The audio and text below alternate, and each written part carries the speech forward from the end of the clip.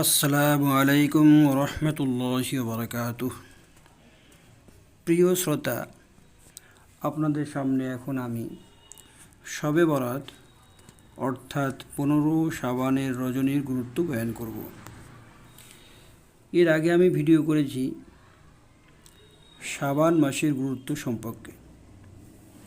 তাতে আমি বলেছি যে আল্লাহ তাবারক তাআলা এই মাসে একটা লিস্টি তৈরি করেন। এই শাবান মাস থেকে আগের শাবান মাস পর্যন্ত কত মানুষ মরবে তাদের একটা লিস্টি তৈরি করে ফেরেশতাদের দিয়ে দেন। কিন্তু বলিনি যে এই শাবান মাসের 30 দিনের মধ্যে কোন দিনে আল্লাহ তাআলা ফেরেশতাদের কাছে এই লিস্টি দেন। আর এটাও আমি বলেছি এই মাসে আল্লাহ তাআলার সামনে মানুষের আমাল পেশ করা হয়। কিন্তু এটা বলিনি যে 30 দিনের মধ্যে শাবানের 30 দিনের মধ্যে কোন দিনে আল্লাহ তাআলার সামনে মানুষের আমাল পেশ করা হয়।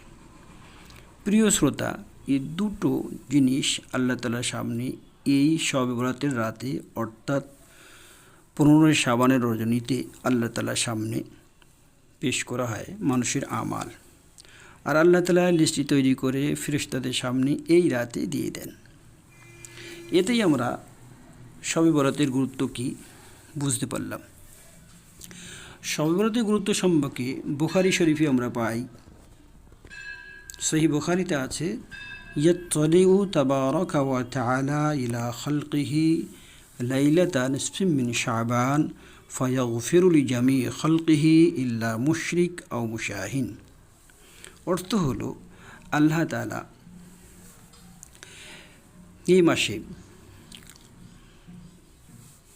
15 তারিখের রাতে নিজের সৃষ্টিজীবের দিকে ধাবিত হন, অনুকরণ করে তাদেরকে আল্লাহ তাআলা মাফ করে দেন। সকল শ্রেণীর মানুষকে আল্লাহ তাআলা মাফ করে দেন, কিন্তু যারা মুশরিক তাদেরকে আল্লাহ তাআলা মাফ করেন না। আর যারা মুশাহিন শব্দের অর্থ হলো যারা অন্তরে হিংসা বিদ্বেষ রাখে, আল্লাহ তাআলা তাদেরকে মাফ করে না। এই দুই শ্রেণীর মানুষ ছাড়া আল্লাহ তাআলা সকলকে মাফ করে দেন। আর একটা হাদিসে আমরা বুখারী পাই, আবু বকর রাদিয়াল্লাহু তাআলা আনহু বলেছেন, ইয়ানজিলুল্লাহু ইলা সামাইদ দুনিয়া লাইলাতান নিসফিন মিন শাবান ফায়াগফিরু লিজামি খালকিহি ইল্লা মুশরিকা মুশাহিন। আল্লাহ তাআলা এই শবে বরাতের রাতে দুনিয়ার আকাশে অবতরণ করেন আর সমস্ত মানুষকে আল্লাহ তাআলা মাফ করে দেন, কিন্তু যারা মুশরিক তাদেরকে মাফ করেন না।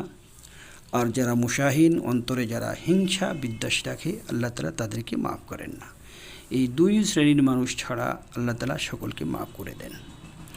মুহাদ্দিসিন বলেছেন কি অন্য রাতে আল্লাহ তাআলা তাহাজ্জুদের সময় দুনিয়ার আকাশে অবতরণ করেন, কিন্তু শাবানের 15 তারিখের রাতে সূরজ ডুবার সঙ্গে সঙ্গে আল্লাহ তাআলা দুনিয়ার আকাশে অবতরণ করেন।